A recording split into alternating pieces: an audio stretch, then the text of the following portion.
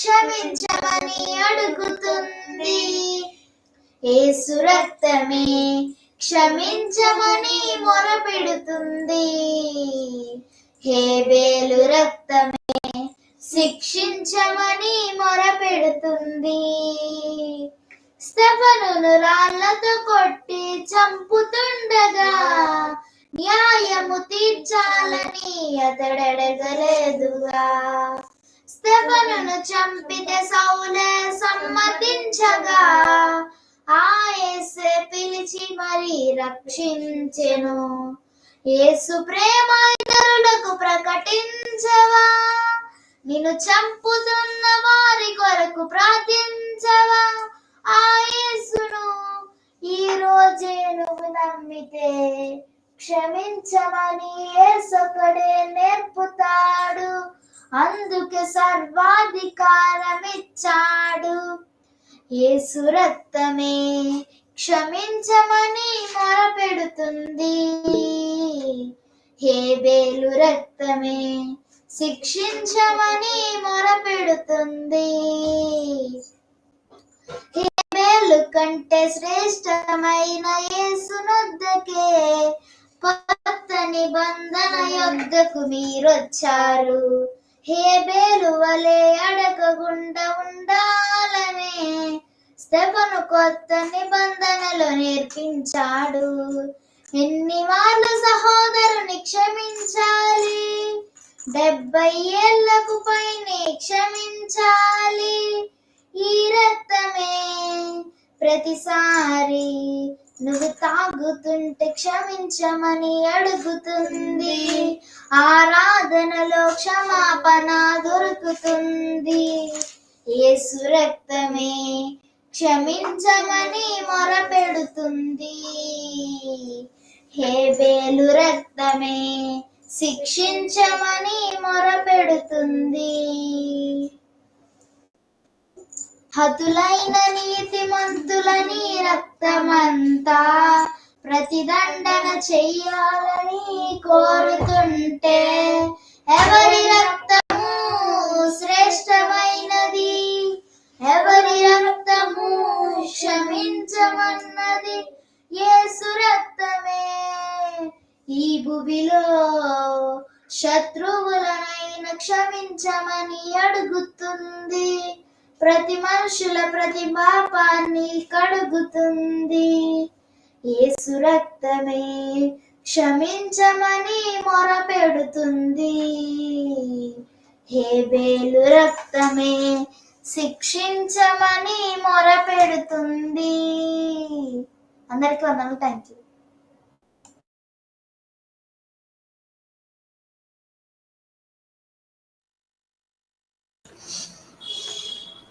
క్రీస్తునందు ప్రియులందరికీ కూడా హృదయపూర్వకమైన వందనాలు. ఒక చక్కటి సందర్భాన్ని ఎన్నో సంవత్సరాలుగా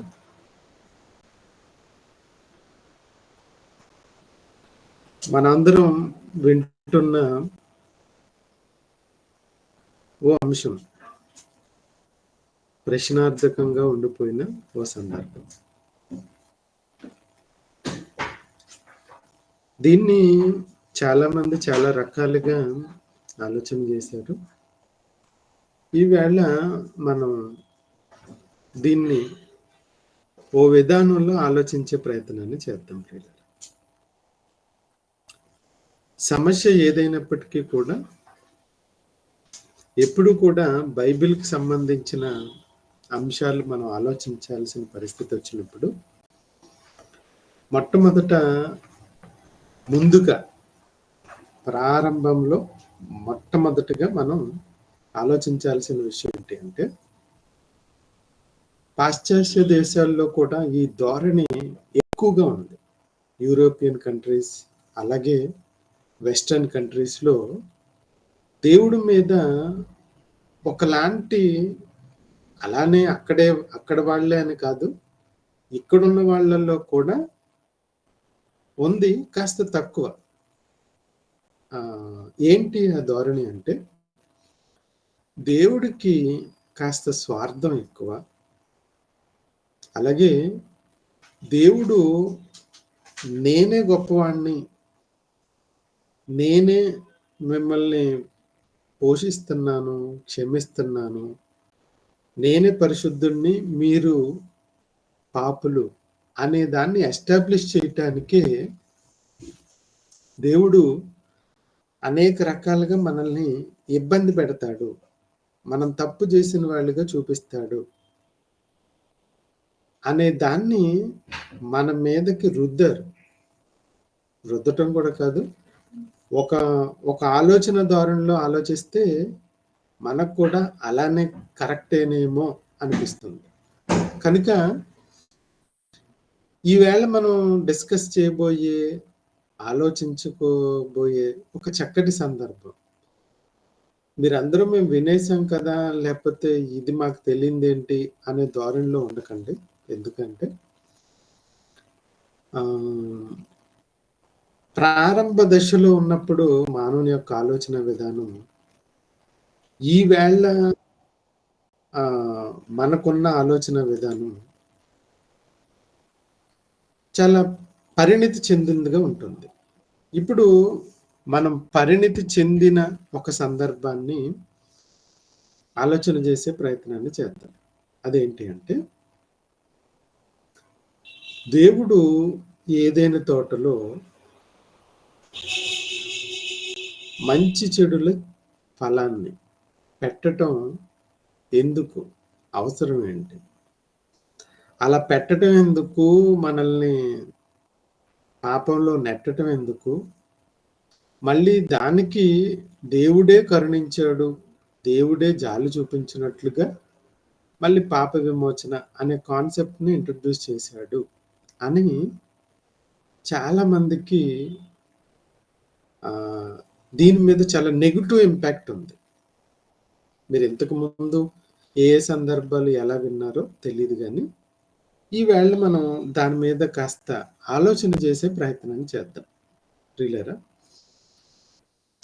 ఏదైనా తోటలో మంచి చెడుల వృక్ష ఫలాన్ని దేవుడు వేయాల్సిన అవసరం ఏంటి? దయచేసి కొన్ని క్షణాల పాటు, కేవలం ఒక అరగంట మాత్రమే మీకు దీని మీద ఒక అవగాహనని కల్పించే విధంగా మరి ఈ సందర్భాన్ని మీకు తెలియజేయడానికి ఇష్టపడతాను. ఈ సందర్భాన్ని తెలుసుకోవటానికి ప్రియులు అందరూ కూడా కాస్త మాకు తెలుసులే అనే ధోరణి కాకుండా, ఏం చెప్తారో విందాము అనే ధోరణితో వింటే మీరు ఊహించిన విధంగా మరి సమాధానాన్ని మనం పొందొచ్చు. దాంట్లో ఎలాంటి సందేహం లేదని నేను చెప్పగలుగుతాను. రైట్, ఇది అంశం. ఇక ఈ సమస్యకు, ఈ ప్రశ్నకు సమాధానాన్ని తెలుసుకునే ముందు 2 విషయాలు దీనికి ఒక ప్లాట్ఫామ్ లాగా కావాలి మనకి. దాని అర్థం ఏంటి అంటే, 2 విషయాల మీద మనం ఒక అవగాహనకు వచ్చి ఆ తర్వాత దీన్ని ఆలోచించడం ప్రయత్నం చేద్దాం.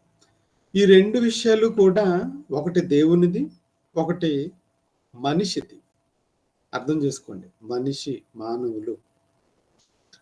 మానవులది ఒక ఆలోచన, దేవునిది ఒక ఆలోచన. ఈ రెండిట్ల మీద కాస్త అవగాహన పెంచుకుని దెన్ అప్పుడు మనం ఈ తోట, ఈ చెట్టు, దీనికి సంబంధించిన విషయంలోనికి రావటానికి ప్రయత్నం చేద్దాం. మొట్టమొదటిగా దేవుని మీద కాస్త ఆలోచన విధానాన్ని, మనకు ఉందో లేదో తెలీదు, ఒకవేళ ఉన్నా లేకపోయినా మనం దేవుని మీద ఒక ఆలోచన విధానాన్ని తెచ్చుకునే ప్రయత్నాన్ని చేద్దాం. మొట్టమొదటిగా, దేవుడు మనం అనుకున్నట్లుగా మంచోడా చెడ్డోడా అని మనం, లేదా స్వార్థపరుడా, ఇలాంటి ఆలోచన ధోరణి విషయంలో ఒక ఆయనకి ఒక మంచి అవగాహన ఉంది. ఒకవేళ అది మనకేమన్నా ఉపయోగపడుతుందేమో మనం తెలుసుకునే ప్రయత్నాన్ని చేద్దాం. యోబు గారు ఒక మాట రాయించాడు. ఆయనే చెప్తున్నాడు. యోబు గారు దేవుని మీద ఒక అవగాహన తెచ్చుకుని ఆయనే ఒక మాట తెలియజేస్తున్నాడు. ఏంటి అంటే దేవుడు అనే ఆయన 34 అధ్యాయము 10వ వచనం అండి. యోబు గ్రంథం 34 అధ్యాయము 10వ వచనం ఏమంటున్నాడో చూద్దాం. దేవుడు అన్యాయము చేయుట అసంభవము. దేవుడు అన్యాయం చేయుట అసంభవము. అంటే దేవుడు న్యాయమే చేస్తాడు. న్యాయమే చేస్తాడు. అన్యాయం చేయటానికి అతడు మనుషుడు కాడు. మనమైతే అన్యాయం, స్వార్థం, ఇంకా చెప్పుకోవాలి అంటే అహం, సంథింగ్ ఇలాంటివి ఏవేవో ఉంటాయి. ఒకసారి ఆలోచన చేద్దామండి. దేవుడు అనే ఆయనకి, మనిషి అనే ఆయనకి వీరిద్దరికీ కూడా సంబంధం లేదు వీరిద్దరికీ కూడా ఏ రకమైన సంబంధం లేదు అనుకుందాం. అలాంటప్పుడు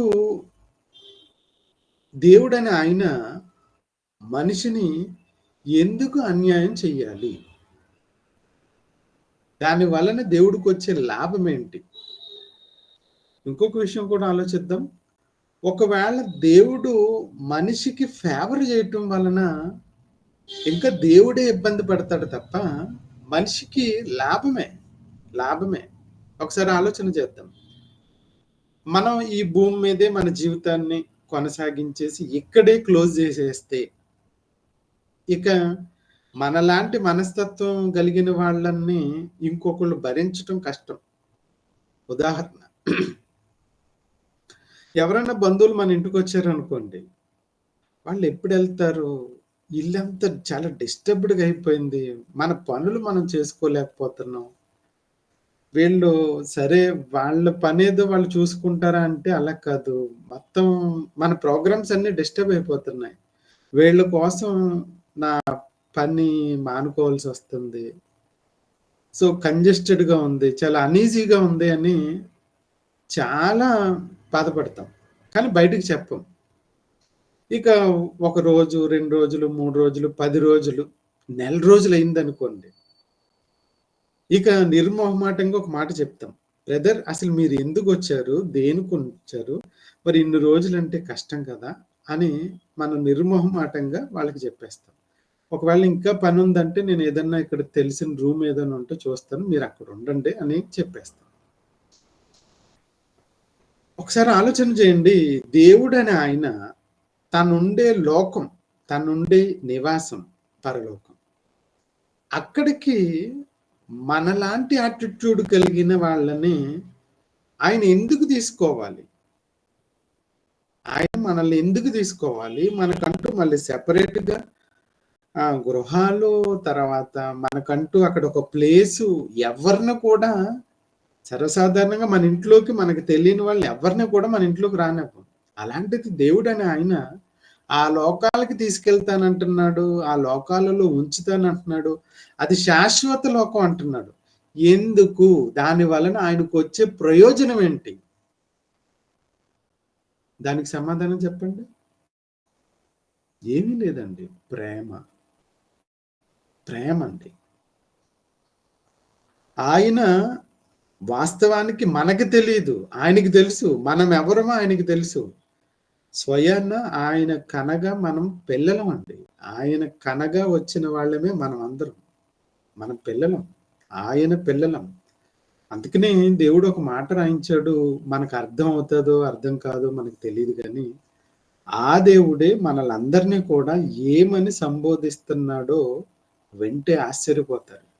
ఆ దేవుడే మనలందరినీ ఏమని సంబోధిస్తున్నాడో ఒకసారి వింటే ఆశ్చర్యపోతారు. చూడండి ఒకసారి కీర్తనల గ్రంథము 82వ అధ్యాయము, కీర్తనల గ్రంథము 82వ అధ్యాయము 1వ వచనం, 6వ వచనం, మొదటి వచనం అలాగే 6వ వచనం.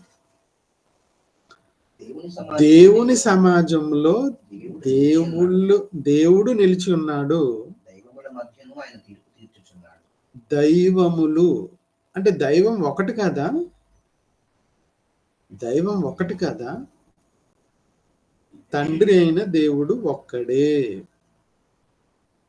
దైవములు తన పిల్లలని దైవాలుగా ఆయన అంటున్నాడు. తన గ్రంథంలో మనుషుల గురించి ఏం రాసుకున్నాడు అంటే దైవాలు, నా పిల్లలు కూడా దైవాలే,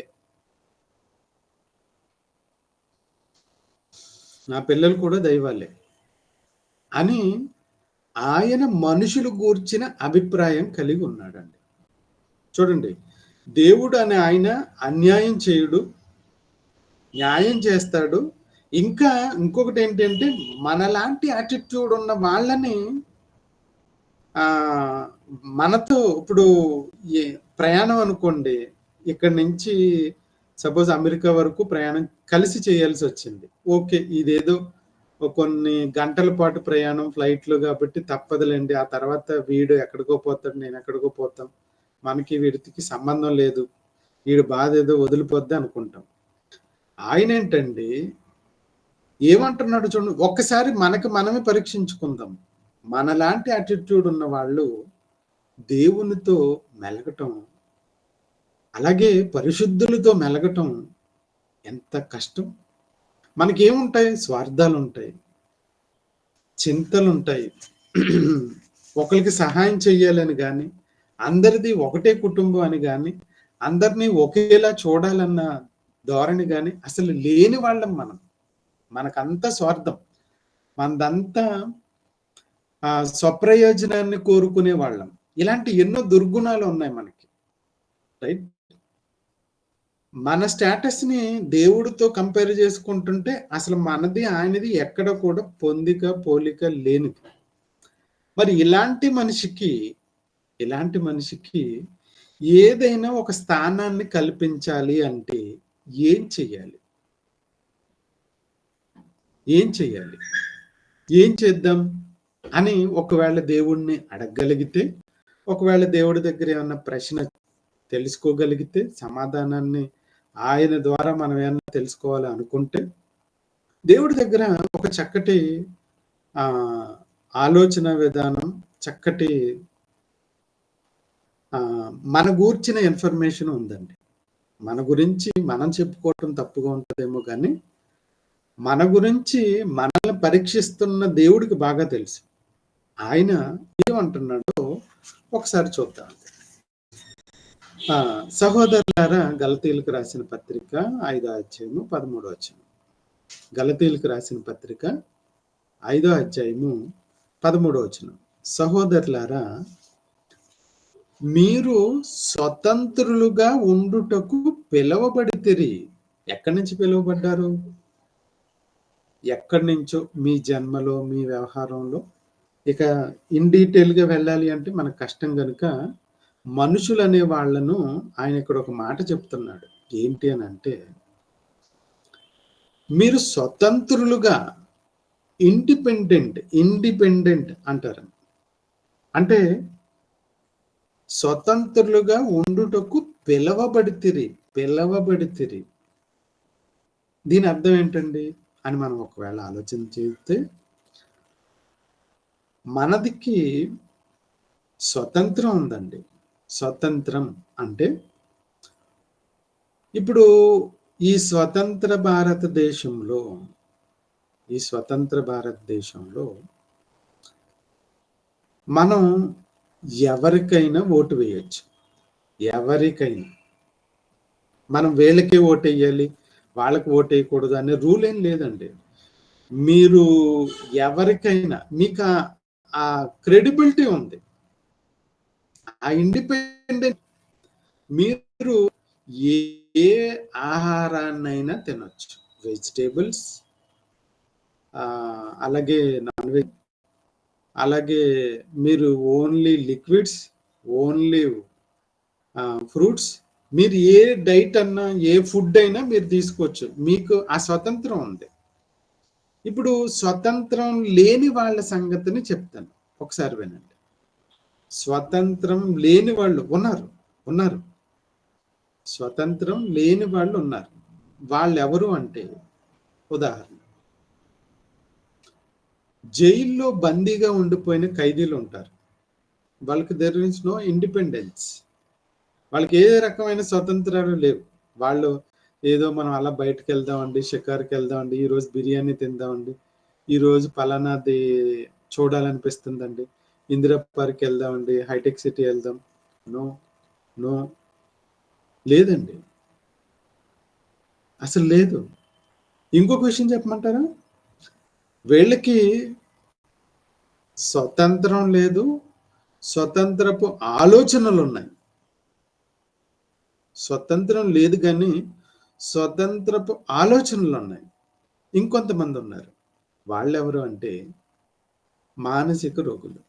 వాళ్ళకి స్వతంత్రం ఉందో లేదో తెలియదు, స్వతంత్రపు ఆలోచనలు కూడా ఉన్నాయో లేదో కూడా తెలియదు. లేవని చెప్పాలి.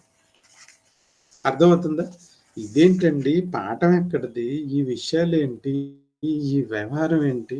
అందుకనే చెప్పాను నేను మీకు, ఈ పాఠం మీరు పాతప్పుడు ఏదో విన్నామండి, పాత చింతకాయ పచ్చడి వ్యవహారం అలా వింటాము అంటే నో, కాదు.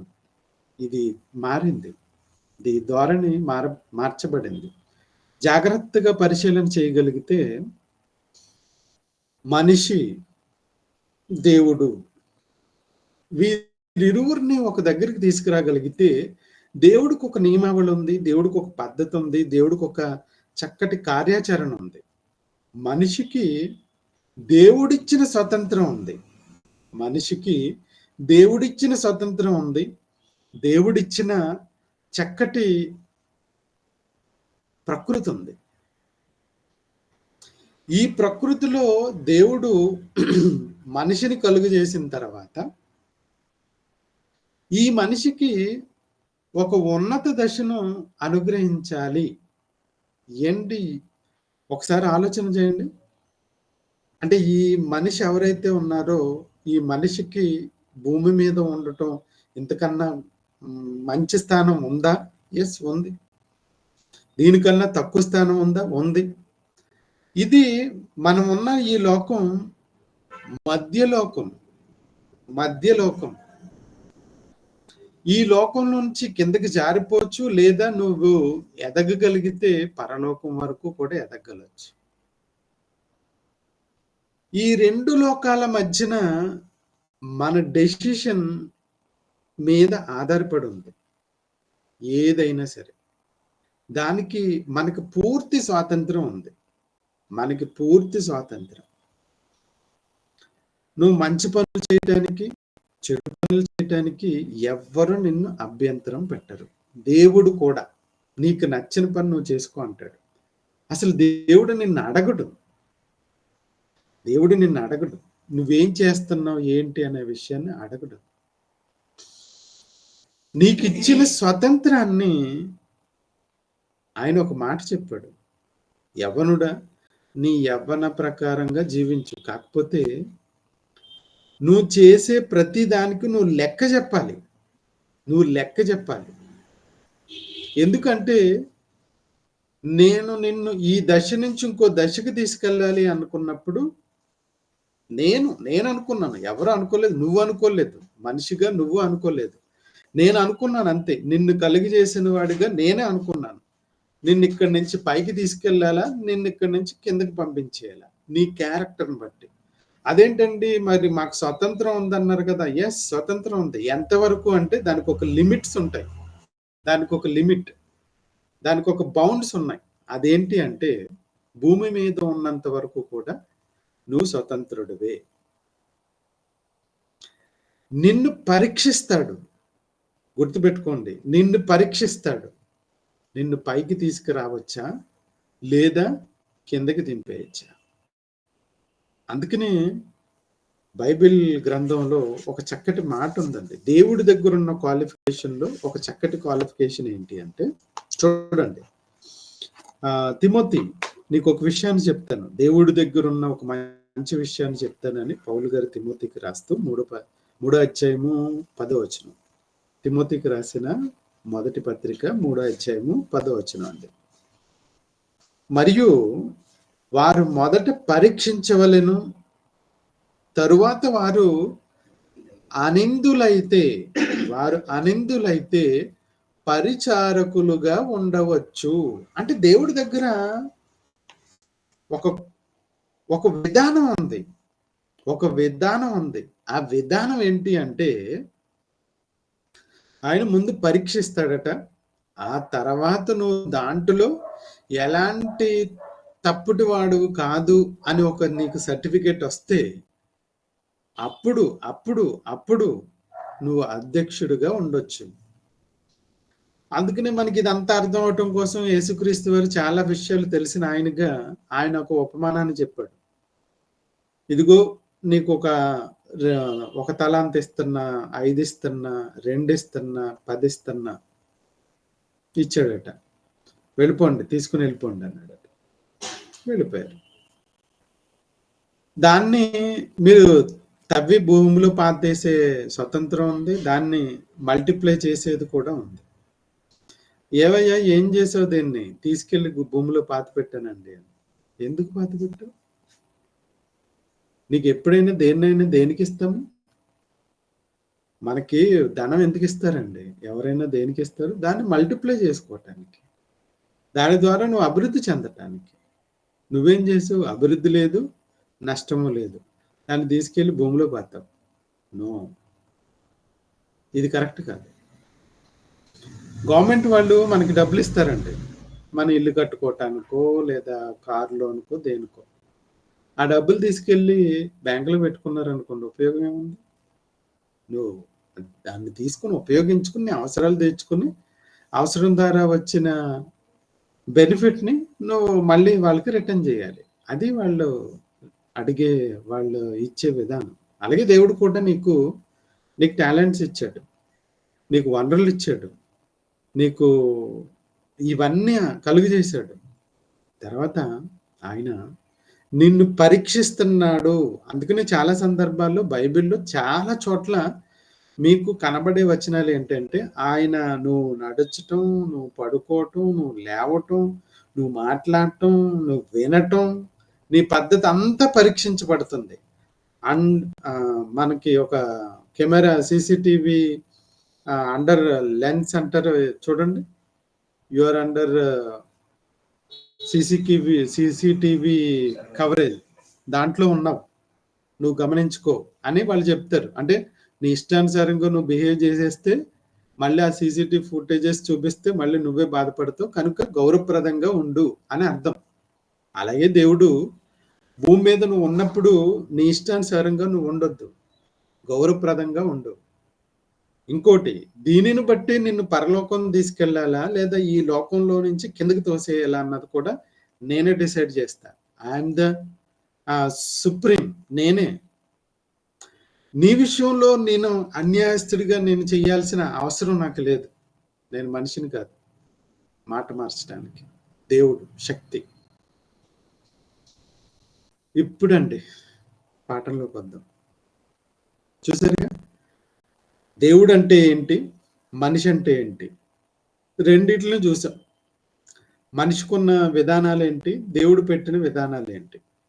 ఇప్పుడు దేవుడికి ఒక విధానం ఉంది. ఆ విధానం ఏంటంటే మనిషిని పరీక్షించాలి. పరీక్షించాలి అని అంటే దేవుడు ఒక సాతాన్ని పంపించవచ్చు, లేదా ఒక క్లిష్టమైన పరిస్థితిని ఆయనే క్రియేట్ చేయొచ్చు. నిన్ను పరీక్షించాలి కదా. ఇప్పుడు పరీక్షల్లో చూడండి, ప్రశ్న తారుమారు చేసిస్తారు. వీడికి అర్థమైతే, వీడు బాగా చదివితే, దాని మీద గ్రిప్ ఉంటే వాడు ప్రశ్నకు చక్కటి సమాధానాన్ని రాస్తాడు. నాకు అర్థమైంది మీరు ఏం అడుగుతున్నారు, ఐఎమ్ కూల్, నేనేం అంత వరీ అవ్వట్లేదు, నాకు తెలుసు మీరు అడుగుతున్న ప్రశ్న ఏంటో నాకు తెలుసు, నేను దానికి చక్కగా సమాధానాన్ని రాస్తాను అంటాడు. చక్కగా రాస్తాడు. ఇప్పుడు మీరు ఆలోచన చేయండి, ఏదైనా తోటలో పెట్టి చెట్ల మధ్యలో అన్నిట్లో కూడా ఒక చెట్టు పెట్టాడు. పెట్టిన నాయన ఇది తినొద్దు అన్నాడు. దాందే ఉందండి, తినకుండా ఉండటం ఎంత మంచిది. హుస్సేన్ సాగర్ ఉందండి నాయన, దీంట్లో ఎవరు కూడా ఈత కొట్టడానికి కానీ స్నానాలు చేయటానికి కానీ దిగకండి అని చుట్టూ ఫెన్సింగ్ వేస్తారు. లేదండి నేను చేస్తాను. చెయ్యి చెయ్యి మరి అని నువ్వు దిగుతానంటే మేమేం చేస్తాం? మనం ఏం చేస్తాం చెప్పండి? ఎవరైనా దిగుతారా? ఆల్రెడీ ఇన్స్ట్రక్షన్ ఇచ్చారు కదా, మరి మీరెందుకు మళ్ళీ? మీకు దురదగా ఉందనుకోండి, దూకండి, దాని వ్యవహారం తెచ్చుకోండి. దూకిన తర్వాత అలర్జీలు, అసలు బతుకుతావో లేదో కూడా తెలియదు. అంత భయంకరమైన కుళ్ళు కుతంత్రం, అంత వేస్ట్ మెటీరియల్ ఉన్నప్పుడు నువ్వెందుకంటే దూకటం? వద్దని చెప్పాం కదా, మళ్ళీ ఎందుకు మీరు దూకటం? ఎవరో చెప్తారండి, ఏమండి ఆ నీళ్లు చూడండి ఎంత బాగున్నాయో, అందరూ చాలా బాగుంటాయి, మనం వెళ్తే ఉంటుంది. నీకు తెలీదా? నీకు తెలీదా? తినొద్దు, దూకొద్దు, వెళ్ళొద్దు అన్నారు, నీకు తెలీదా? కానీ ఉండలేకపోతున్నామండి. దూకే మరి. దూకేయటం కాదు, అసలు నిలబడితే ఎవరో ఒకరు నెట్టేయండి అంటే నెట్టేయటమే. ఇప్పుడు నువ్వు అమాయకుడువా చెప్పండి? ఇప్పుడు ఇన్స్ట్రక్షన్ మనకుంది, హుస్సేన్ సాగర్లో దిగొద్దు అనే ఇన్స్ట్రక్షన్ మనకుంది. ఎవరో చెబితే నీకు తెలీదా? ఒకసారి నువ్వు అంత అమాయకుడువా? ఎందుకు అంత అమాయకుడిగా అయిపోయావు? నువ్వు దైవానివే కదా, ఇంకా తప్పు చేయలేదు, దైవానిగా ఉన్నావు. ఒకసారి తెలుసుకో. లేదు ఈ లోపల దేవుడు వస్తాడు, లేదా నీ భర్త వస్తాడు, డిస్కస్ చేయి. కంగారు పడిపోతావు ఎందుకు? డిస్కస్ చేయండి, బాగుంటుంది కదా. ఇవన్నీ ఎందుకు ఆలోచించలేదండి? అంటే ఎక్కడో చేస్తే ఎలా ఉంటుంది, చేస్తే ఎలా ఉంటుంది అనే ధోరణి మనకు కూడా ఉంటుంది. మనకు కూడా ఉంటుంది. కొన్ని విషయాల్లో చేస్తే బాగుంటుందేమో, చేస్తే ఎలా ఉంటుందో చూద్దాం, అనుభవించక తప్పదు. నీవు ఈ పండు దినమున నిశ్చయముగా నువ్వు చచ్చెదవు. దానివల్ల ఇబ్బంది కూడా చెప్పాడు, ముందే చెప్పాడు. నువ్వు ఈ తోట మధ్యన ఉన్న ఫలాలలో, ఈ తోటలో ఉన్న ఏ ఫలాలలో ఏ ఫలమైనా తినొచ్చు. చూడండి, ఆ వచనం కూడా చూడండి. ఇన్స్ట్రక్షన్ ఏమిచ్చాడో చూడండి. ఇన్స్ట్రక్షన్ మనిషికి ఏమిచ్చాడో చూడండి. ఆయన ఆదాము, ఈ తోట ఉంది కదా, ఈ తోట మధ్యలో ఉన్న వృక్ష ఫలాలలో నువ్వు తిననైనా ఏం ప్రాబ్లం లేదు. నీకు ఏ పండు కావాలి, ఏది కావాలి చెప్పు. నీకు జామ పండు కావాలా, యాపిల్ కావాలా, ఏం కావాలో చెప్పు. దాన్ని దేనైనా నువ్వు తినొచ్చు, స్వీకరించవచ్చు, ఓకే. కానీ అయితే మంచి చెడ్డల తెలివినిచ్చు వృక్ష ఫలములను తినకూడదు. తింటే ఏమవుతుందో చెప్పాడా? నీవు వాటిని తిందినమున నిశ్చయముగా చచ్చెదవని నరునికి ఆజ్ఞాపించను. ఏమంటే తెలీదా మీకు? బండి స్పీడ్గా వెళ్తే యాక్సిడెంట్ అవుతుంది, తర్వాత నీకు దెబ్బలు తగులుతాయి, అవసరమైతే ప్రాణం కూడా పోవచ్చు. మరి అందుకనే కదా మన వాళ్ళందరూ చక్కగా స్లోగా స్టడీగా వెళ్తున్నారు. ఇదేంటండి? ఇన్స్ట్రక్షన్ ఇచ్చారు కదా. ఇన్స్ట్రక్షన్ ఇచ్చినప్పుడు ఇన్స్ట్రక్షన్ ఫాలో అవ్వాలి. ఇన్స్ట్రక్షన్ ఇవ్వకపోతే ఎందుకండి దేవుడు చెప్పలేదు అని అడగవచ్చు, ఎందుకండి చెప్పలేదు అనవచ్చు. ఇప్పుడు మన వాళ్ళు ఏమంటున్నారు అంటే, అసలు చెట్టే ఎందుకు వేయాలి, చెట్టే వేయకోకుండా ఉంటే ఇంకా మంచిది కదా.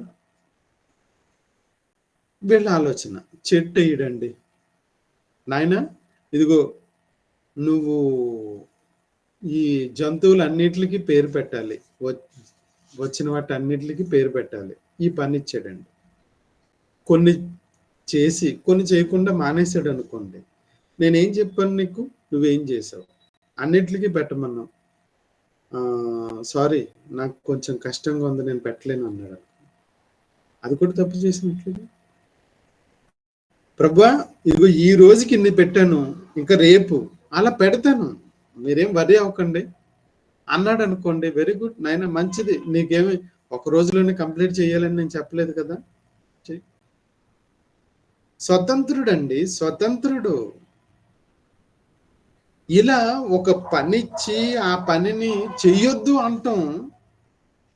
అనటం తప్పెలాగవుతుంది? మీరు ఒకసారి చేయండి, ఆలోచన చేయండి. అంటే ఇక్కడ మనకు ఒకటి అలవాటు అయిపోయింది. ఏంటో తెలుసా? మనకు ఒకటి అలవాటు అయిపోయింది. ఏంటది అంటే, మనకి రోడ్డు పక్కన చెట్లు, డివైడర్లు ఉంటాయండి. నువ్వు స్పీడ్గా వెళ్ళి నువ్వు దాన్ని ఢీ కొట్టి ఇదెందుకు ఇక్కడ పెట్టారు అంటే దాని అర్థం ఏంటి? నువ్వు వెళ్ళాల్సిన తీరులో నువ్వు వెళ్ళలేదు, నువ్వు తప్పు వెళ్ళి ఇదేవరు ఇక్కడ పెట్టారు అంటే దానికి అర్థం ఉందా? అంటే ఎవరో ఒకళ్ళ మీద తప్పుని నెట్టేసే స్వభావం మనిషికి స్వాభావికంగా ఉంది. ఇప్పుడు ఎవరి మీద నెట్టడానికి ప్రయత్నం చేస్తున్నాడో తెలుసా? దేవుడి మీదే. ఈవేళ మీరు ఒకటి ఆలోచన చేయండి, మనిషికి ఉన్న ఈ యాటిట్యూడ్ ఏదైతే ఉందో, ఈవేళ మనిషికి ఉన్న యాటిట్యూడ్ ఏదైతే ఉందో, ముందు వస్తువుని చిరాకు పడతాడు, ఆ తర్వాత మనిషి మీద చిరాకు పడతాడు, ఆ తర్వాత సృష్టికర్త మీద చిరాకు పడతాడు. తన తప్పుని కప్పిపుచ్చుకోవటానికి మనిషి చేస్తున్న ప్రయత్నాలు ఇవి. మనిషి చేస్తున్న ప్రయత్నాలండి. స్వతంత్రుడిగా, దేవునికి పుట్టిన దేవుని కుమారుడుగా, దైవానిగా నిన్ను కలుగజేసి నిన్ను తోటలో పెట్టి, నీలో దైవత్వం చాలా పెళ్లి బిక్కుతుంది. ఎంత దైవత్వం అంటే ఏంటనుకుంటున్నారా? నువ్వు పడుకున్నది సరే, గాఢ నిద్ర వచ్చినా సరే, ఏం జరిగిందో నువ్వు చెప్పగలుగుతున్నావు. ఇదే దైవత్వం. పడుకున్నప్పుడు మీరు చెప్పండి, మీరు పడుకున్నప్పుడు లేచిపోయి, ఇప్పుడు మన పిల్లలు ఉంటారు, మధ్యలో లేచిపోయి ఫార్ములాస్ ఇంకేవేవో చెప్పేస్తూ ఉంటారు.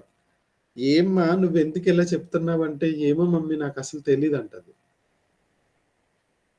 ఆవిడ మాట్లాడుతున్నది ఆవిడకే తెలియదు, పిల్లలు మాట్లాడుతున్నది పిల్లలకే తెలియదు. ఇదిగో మా ఆఫీసులో మాకు తెలిసిన వాళ్ళు ఒకళ్ళు ఉన్నారట, ఆమె అర్ధరాత్రి మధ్యలో లేచిపోయి తిరగటం కాదు, మంచం మీద నిలబడుతుందట. ఎలా ఉంటుంది చూడండి. అమ్మో ఎంత భయమో. ఏంటి అమ్మా మీరు ఇలా మధ్యలో, నాకు అస్సలు ఏమీ తెలియదండి అంటుంది. మాట్లాడటం ఒక ఎత్తు అయితే, మాట్లాడటం కన్నా తీవ్ర స్థాయికి ఏంటి అంటే లేచిపోయి పనులు కూడా చేసేస్తుందట. ఇంకా భయపడిపోతాం. నువ్వు అలాంటి దశలో లేవే, నీకు అన్ని తెలుస్తున్నాయి. నా పక్కటెముకలో తీశారు, నా మాంసాన్ని తీశారు, ఇవన్నీ తెలుస్తున్నాయి. మరి ఈ తప్పు తెలియట్లేదా? ఎందుకు మాయలో పడుతున్నావు నువ్వు? ఎందుకు నువ్వు మాయలో పడుతున్నావు? మాయలో పడాల్సిన అవసరం ఏమొచ్చింది నీకు? కాసేపు ఆగు. ఈ లోపల సాయంకాలం పూట, ప్రతి చల్లపూట వేళ తండ్రి వస్తున్నాడుగా, లేదా నీ భర్త ఆఫీస్కి వెళ్ళాడో లేదా బయటకి ఎక్కడికన్నా వెళ్ళాడో వస్తాడుగా, రాని. నీకెందుకు ఆత్రం? ఎందుకు కంగారు పడిపోతున్నావు? ఎందుకు తప్పు చేయటానికి ఎందుకు తొందర? తప్పు చేసేసి ఎవరి మీద నెట్టేస్తున్నారు? సర్పం మీద, మనిషి మీద, చివరిగా దేవుడి మీద. ఎంతవరకు సమంజసమో ఒకసారి ఆలోచించండి ప్రియులారా. ఇది ఎంతవరకు సమంజసం? ఇది అసలు దేవుడి మీద నెట్టడానికి అసలు ఇక్కడ ఏముందని దేవుడు చెప్పలేదా అంటే, ఎస్ చెప్పాడు, ముందుగానే చెప్పాడు. ఆయనకి ఇలాంటి పరీక్షలు ఎన్నన్నా చేయగలుగుతాడు. ఎందుకంటే నిన్ను ఈ దశలో నుంచి, భూమి అప్పటికి చాలా చక్కగా ఉందండి, ఎలాంటి లోపము లేదు, అన్ని దేవుడు చేసిన తర్వాత మంచిది మంచిది మంచిది మంచిది అని ఇచ్చాడు. ఈ దశలో నుంచి నిన్ను ఇంకా ఉన్నతమైన దశలోకి తీసుకువెళ్ళాలి అనుకుంటే నువ్వు ఎలాంటి వాడువో, ఈ చిన్న చిన్న విషయాలకే నువ్వు మోసపోతే రేపొద్దున పరలోకానికి వచ్చిన తర్వాత కూడా పరలోకంలో ఇంకెవరైనా ఏదైనా చెప్తే అక్కడ కూడా మోసపోతావా? అంత బలహీనుడువా? ఏంటి ఇంత బలహీనత నువ్వెందుకు చోటు చేసుకున్నావు? అవసరమా నీకు? దేవుడి తర్వాత దేవునికి కుమారుడుగా ఉండాల్సిన నీవు అన్ని విషయాల్లోనూ పరిశీలించి పరిశోధన చేసి ఆలోచించి చెప్పాల్సిన నీవు ఎవరో చిన్న మాట చెప్పినందుకు మారిపోతావా? ఆలోచన చేయండి. ఇక్కడ తప్పు ఎవరిదిగా కనబడుతుంది అంటే మన బుద్ధి తేడా. మన బుద్ధి తేడా అండి. మనం ఆలోచించాల్సిన రీతిలో ఆలోచించట్లేదు. We are matured. మన అందరం కూడా అంత చిన్న పిల్లలేం కాదు. ఆ రోజు ఏదైనా వనంలో పెట్టేటప్పటికి ఆదామవ్వలకి అన్ని విషయాలు తెలుసు. ఏ వస్తువుకి ఏ పేరు పెట్టాలి, ఏ జంతువుకి ఏ పేరు పెట్టాలన్న సంగతి అన్నీ ఎరిగిన వాళ్ళు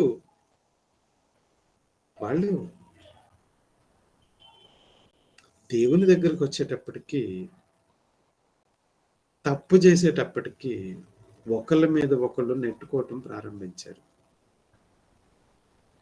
తప్పు జరిగింది కనుక ఈ యాటిట్యూడ్ వచ్చిందా, లేదా ముందుగానే వచ్చిందా, ముందుగానే ఉన్నదా? ఆలోచన చేయండి.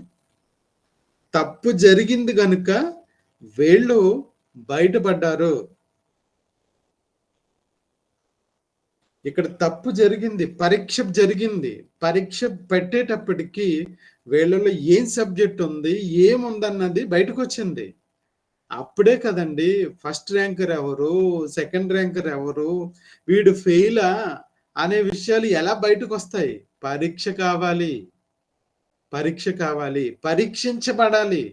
పరీక్షించబడాలి. మనం అందరం కూడా పరీక్షలోనే ఉన్నాము. వీఆర్ అండర్ దేవుని CCTV ఫుటేజెస్ లో మనం ఉన్నాం. మనందరికీ మార్కులు వేస్తాడు దేవుడు. మనకిచ్చిన ప్రతి రోజుకి మార్కులు వేస్తాడు. ఈ రోజు నీకు ఇచ్చాను, ఏం చేసావు? దీనికి ఒకవేళ రోజు 100 మార్కులు, 50 మార్కులా, 60 మార్కులా, 70 మార్కులా, 80 మార్కులా, 10 మార్కులా, 1 మార్కా, లేదా జీరోనా? అది కూడా ఉంది. ఇలా నీ జీవితకాలం అంతా కూడా నీ దినాలను నీకు ఇచ్చి ప్రతిరోజు నిన్ను పరీక్షిస్తాడు. పరీక్షించిన తర్వాత నీవు గొప్పవాడిగా ఉండాలి అని అంటే, ఆ గొప్పమైన స్థానంలో నిన్ను పెట్టాలి అంటే నువ్వు పరీక్ష పాస్ అవ్వాలి. నువ్వు అనింద్యుడుగా ఉండాలి, నిందారహితుడిగా ఉండాలి, పరిశుద్ధుడుగా ఉండాలి, తండ్రికి తగిన కుమారుడుగా ఉండాలి. అది ఆయన పెట్టుకున్న నియమావళి. దీంట్లో ఆయన విషయంలో నీకేం తప్పు కనబడుతుంది? ఒకసారి చెప్పు. ఆయన సర్టిఫై చేస్తాడు. ఆయన సర్టిఫై ఎవరి ద్వారా తీసుకుంటాడో తెలుసా? సాతాను కూడా ఏమనాలో తెలుసా? ఇతడు కూడా నీ కుమారుడే అని సాతానుతో సహా అనిపించాలి. అలా అనిపించడం కోసమే సాతాను కూడా నిన్ను అప్పగించవచ్చు.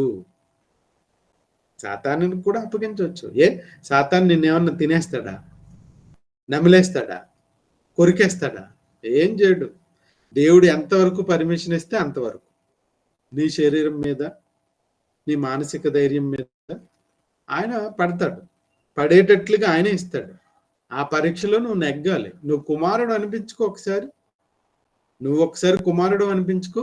నీ దరిదాపుల్లోకి సాతాను కూడా రాడు. ఎందుకంటే సాతానే ఈయన 100% దేవుని కుమారుడు అండి. కష్టమైన, బాధ అయినా, ఇబ్బంది అయినా, మనుషులు ఉన్నా, మనుషులు లేకపోయినా, ఒంటరిగా ఉన్నా, 100 మందిలో ఉన్నా ఆయన దేవునిలానే ఉంటాడు. సాతాను విడిచిపెట్టేస్తాడు. ఈయన ఇక నా వల్ల కాదండి, ఎన్ని రకాలుగా పరీక్షించినా ఆయన దేవుని కుమారుడిలానే ఉన్నాడు తప్ప ఎక్కడా కూడా అవకాశం ఇవ్వట్లేదు. నేను ఇక నా వల్ల కాదండి అని సాతాను అనాలి. అంతేగాని సాతాను దగ్గరకు వచ్చి దేవుడు సాతానా నువ్వు అని చిన్నపిల్లల్లాగా అనుకుంటే ఎలా ఉంటుందో చూడండి. దేవుడు అంతటా ఆయన్ని నీ విషయంలో సాతాను వెళ్ళొద్దు, మా వాడు కొంచెం వీక్ అయిన కొడుకు ఎందుకయ్యా నీకు, నాకు ఇచ్చేయకూడదా? చూడండి ఇప్పుడు దేవుడు ఎంత తలదించుకోవాల్సిన పరిస్థితి వస్తుందో. ఇక దేవుడు చాలా విషయాల్లో చాలా చాలా తక్కువైపోయాడండి, చాలా తక్కువైపోయాడు. ఎందుకంటే వాళ్ళు నా పిల్లలు, ఓకే తప్పు చేస్తారు, అయితే ఏంటి, నేనే నా కుమారుడు, వాళ్ళ అన్న ఉన్నాడు, అన్న దానికి పర్యవసానం ఆయన అనుభవించాడు. క్లియర్ క్లియర్ అని ప్రతి విషయంలోనూ కూడా దేవుడు చాలా చక్కటి ఆలోచన విధానం ఉంటుంది. అది నీకు అర్థం కావాలి. నువ్వు అర్థం చేసుకోకుండా పిచ్చి పిచ్చిగా సందేహపడు వారి మీద ఆయన కనికర పడతాడు. కనికర పడిన వాళ్ళ ద్వారా ఆయన అర్థం చేసుకున్న వాళ్ళ చేత సమాధానాన్ని చెప్పిస్తాడు. అందుకనే ఒక మాట ఉంటుంది, సందేహపడు వారి మీద కనికరపడుడి. ఎక్కడమ్మా? యోధా పత్రిక చూడండి ఒకసారి, అది చూసుకుని ముగించుకుందాం ప్రియులరా. సందేహపడు వారి మీద కనికరపడండి, ఎందుకంటే వాళ్ళకి తెలియదు కదా. 1వ అధ్యాయం ఉన్న యోధా పత్రిక అందులో 22వ వచనం అండి. సందేహపడు వారి మీద కనికరపడండి. వాళ్ళు సందేహపడుతున్నారు, ఏవండి ఏంటండి ఇదేంటో అర్థం కావట్లేదు అంటే వాళ్ళ మీద దేవుడు కనికరపడతాడు. దేవుని పిల్లలైన వాళ్ళు కూడా కనికరపడి ఆ కనికరం ద్వారా సమాధానాన్ని చెప్తారు. పైన ఆలోచించి కాదు, దేవుడు గనుక దాని ముందు పూర్వోత్తరాలు, దాని విషయాలు అన్నిటి మీద కాస్త ఆలోచన చేసి ఒక చక్కటి సమాధానాన్ని దైవ కోణంలో ఆలోచించాలి, మనిషి కోణంలో కాదు. ఎందుకంటే మన బుద్ధి ఎప్పుడూ కూడా వంకర, మనిషి బుద్ధి ఎప్పుడూ కూడా వంకరగానే ఉంటుంది. మనం అలా ఆలోచించకూడదు, దైవ దృష్టిలో ఆలోచించాలి. ఎందుకంటే దేవుడు ఎప్పుడు కూడా అన్యాయస్తుడు కాడు, న్యాయమైనది ఉత్తమమైన దాన్ని మన ఎడల చేస్తాడు. కనుక దేవుడి మీద సందేహపడకండి, మన బుద్ధి ఎలాంటిదో తెలుసుకునే ప్రయత్నాన్ని చేయండి. ఒకవేళ దేవా ఒకవేళ ఈ కండిషన్స్ లో మేము నిలబడలేకపోతున్నామేమో, మాకు సహకరించండి అని అడగండి. ఆయన మనకి ఎప్పుడు సహకరించడానికి, మనల్ని ఎప్పుడు ప్రోత్సహించడానికి, మనకున్న రుగ్మతల విషయంలో ఆయన కుమారుని పంపించి, మరి శరీరంలో ఉన్న వాళ్ళు తప్పులు చేసేస్తున్నారు నాయన ఒకసారి చూడు అంటే ఆ బలహీనతలు కూడా ఆయన ఎరిగినవాడు కనుక మన విషయంలో కనికరపడతాడు. సందేహపడు వారి మీద కూడా కనికరపడతాడు. సందేహపడవచ్చు కానీ డైరెక్ట్ గా నేరాన్ని దేవుడి మీదే నెపం పెట్టేయడానికి ప్రయత్నం చేయకండి, అర్థం చేసుకునే ప్రయత్నం చేయండి. కనుక దేవుడు ఏదైనా తోటలో మంచి చెడుల వృక్ష ఫలాన్ని ఎందుకు పెట్టాడు అంటే మన కోసమే.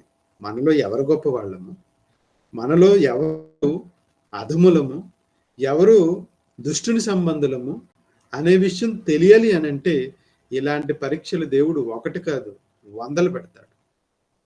ఆ ప్రతి పరీక్ష వలన మనలో ఉన్న గొప్పతనం పైకి తీసుకురాబడుతుంది. యూనిట్ టెస్ట్ లో ఫస్ట్ ర్యాంక్ వచ్చిందండి, క్వార్టర్లీలో ఫస్ట్ ర్యాంక్ వచ్చిందండి, హాఫర్లీలో వచ్చింది, యాన్యువల్లీ కూడా వచ్చిందండి, ఓవరాల్ టాపర్ ఈయనండి. అబ్బబ్బా, very good very good very good very good super అన్న. ఏమండి యూనిట్ టెస్ట్ లో పాస్ అయ్యాడండి, యాన్యువల్ ఎగ్జామినేషన్ లో ఫెయిల్ అయిపోయాడండి. అవునా, అదేదో ముందే ఫెయిల్ అయిపోవాల్సిన క్యాండిడేట్లే, అలాంటి వాళ్ళ గురించి ఏం చెప్పకండి. చూసారు, అర్థమైందా విషయం? కనుక చెట్టు వలన మనకి ఎలాంటి ప్రాబ్లం లేదండి. నువ్వు తింటేనే ప్రాబ్లం, నువ్వు చెయ్యకూడని పని చేస్తేనే ప్రాబ్లం. అడుగు, ఏమండి ఈ చెట్టు చూస్తే నాకు ఏదో టెంప్టింగ్ వచ్చేస్తుంది, దీని చుట్టూ ఏదైనా ఫెన్సింగ్ వేసేయండి. అదే మనం ఒక కన్ను నిన్ను అభ్యంతరపరిచిన ఎడల కన్ను తీసేసుకోమన్నాడు. నిన్నే నువ్వు అభ్యంతర పడుతున్నావా, ఈ విషయంలో కాస్త అభ్యంతర పడుతున్నావా, కన్ను తీసేసుకో. ఒకవేళ నీ చెయ్యి నిన్ను అభ్యంతర పడుతుందా, చెయ్యి తీసేసుకో. అంటే ఆ పని మానే అని అర్థం, దాన్ని చూడొద్దు అని అర్థం. నువ్వే కంట్రోల్లో ఉండు, నువ్వు కంట్రోల్లో ఉండు, నువ్వు కంట్రోల్లో ఉండు. నీ కాలు నిన్ను అభ్యంతర పడుతుందా? ఏమంటే పద్దాక చెడు సహవాసానికి వెళ్ళిపోతున్నానండి, మానేయాలనుకుంటున్నాను. మానే. వెళ్ళకూడదు అనుకుంటున్నావు, మానే. ఆ కాలుని అటు తీసేసి ఇటు పెట్టు, అటువైపు కాలుని కట్ చేసి, అంటే అటు వెళ్ళే వ్యవహారాన్ని ఆపేసుకో, ఆగిపోద్ది అంతే. నిన్ను స్వతంత్రునిగానే చేశాడు, స్వతంత్రపు ఆలోచనలు కలిగిన వాడిగానే నిన్ను ఉంచాడు. ఇలా ఉంచటం ద్వారా నువ్వు గొప్పవాడిగా నిలబడతావు. దానికోసమే ఇలాంటి చిన్న చిన్న పరీక్షలు నీకు పెడతాడు. ఎవరికి ఎంత పరీక్ష పెట్టాలో అంత పరీక్ష పెడతాడు. యేసుక్రీస్తు గారికి పెద్ద పరీక్ష, నీకు చిన్న పరీక్ష. నువ్వు చిన్నవాడు కనుక. అలాగే మధ్యస్థాయిలో ఉన్నవాడు కనుక మధ్యస్థాయి పరీక్ష. ఇలా దేవుడు ఖచ్చితంగా అందరినీ పరీక్షించే తీసుకుంటాడు. ఎందుకంటే రేపన్న రోజున మీరు అభ్యంతరపడకూడదు, దేవుడికి మచ్చ రాకూడదు. దేవుడు మీ విషయంలో, అయ్యో మా విషయంలో పరీక్ష ఎందుకు పెట్టలేదండి, మేము పాస్ అయిపోదాం కదా. ఏమండి, ఒక విషయాన్ని చెప్పి క్లోజ్ చేస్తా. ఒక చిన్న మాట. మేము 1999 2000 సంవత్సరంలో ఎంబీటీహెచ్ బీబీటీహెచ్లు రాసామండి. అప్పుడు మాకున్న విషయం ఏంటో తెలుసా? ఒకటే క్వశ్చన్ ఒకటే ఆన్సర్, 2 క్వశ్చన్లు 2 ఆన్సర్లు. అంటే ఏంటి? తెలిసిపోయినాయి. క్వశ్చన్లు ఏంటో మాకు తెలుసు. ఈవేళ ఎగ్జామ్ ఏం రాయాలి, ఈవేళ చెప్పబడిన 2 పాఠాలు రాసేయాలి, అయిపోయింది. ఎంత సింపుల్గా ఉంటుంది చూడండి. ఇప్పుడు అలా కాదండి. 27 పాఠాలండి. 27 పాఠాల్లో ఎన్ని చిన్నవి అడుగుతారో తెలీదు, ఎన్ని పెద్దవి అడుగుతారో, దాంట్లో ఏవి ఎన్ని రాయాలో అబ్బో చాలా కష్టం. మాకు ఆ వెసులుబాటు ఉంది, రాసేసాం, అయిపోయింది. ఇప్పుడు ఇప్పుడు అవే పరీక్షలు ఇప్పుడు పెడితే అమ్మ మేము రాస్తామా రాయలేము. మా పరీక్షలు అయిపోయినాయి కనుక మేము సేఫ్ జోన్లోకి వచ్చేసాం. ఇప్పుడు కొత్తగా వచ్చిన వాళ్ళు చాలా తెలివితేటలుగా ఉన్నారు కదా, పిల్లలందరూ కూడా ఫార్వర్డ్గా ఉంటున్నారు కదా. అందుకని వీళ్ళకి కొంచెం సిలబస్ యాడ్ చేశారు, కాస్త ఎక్కువ పెట్టారు. వీళ్ళు తెలివితేటలకి బాగా పని చేస్తారు, బాగా రాయగలుగుతారు అన్నారు, ఎక్కువ పాఠాలను కూడా పెట్టారు. అలా పరీక్షించే విధానం ఆ రోజున ఆదాముది ఆ విధానం, ఈ రోజు మనది ఇంకొక విధానం. ఆయన చెప్పిన మాటల ప్రకారంగా మీరు జీవిస్తున్నారా చెక్ చేస్తాడు. దాని ప్రకారంగా జీవిస్తున్నారు అనుకోండి, వెరీ గుడ్, మంచి, మీకు సముచిత స్థానాన్ని కల్పిస్తాడు. జీవించట్లేదు అనుకోండి, ఆ రోజు ఆదాంకి ఏ శిక్ష పడిందో మనకు కూడా అదే శిక్ష పడుతుంది. దీంట్లో ఎలాంటి సందేహము లేదు. కనుక ఇంత చక్కటి సందర్భాలను మనం జ్ఞాపకం చేసుకోవటానికి దేవుడు మనకిచ్చిన సమయానికి, అలాగే మనకు ఉన్న వాతావరణాన్ని బట్టి, మనకున్న మీడియాని బట్టి మనం అందరం సంతోషించి ఆనందించగలిగిన పరిస్థితులు మనకు ఉన్నంత కనుక దేవునికి నిండు వందనాలు చెప్పుకుంటూ ప్రార్థనతో మరి ఈ సెషన్ మనం ముగించుకుందాం. మమ్మల్ని మిక్కిలిగా ప్రేమించిన మా ప్రియ పరలోకపు తండ్రి, ఈ సాయంకాల భాగంలో ప్రియులతో చేరి మీ మాటలు, మీరు చేసిన పని వెనకాల ఎంత చక్కటి ఆలోచన విధానం ఉందో, మీ వైపు మేము ఆలోచించగలిగే చక్కటి అవకాశాన్ని మాకు అనుగ్రహించారు.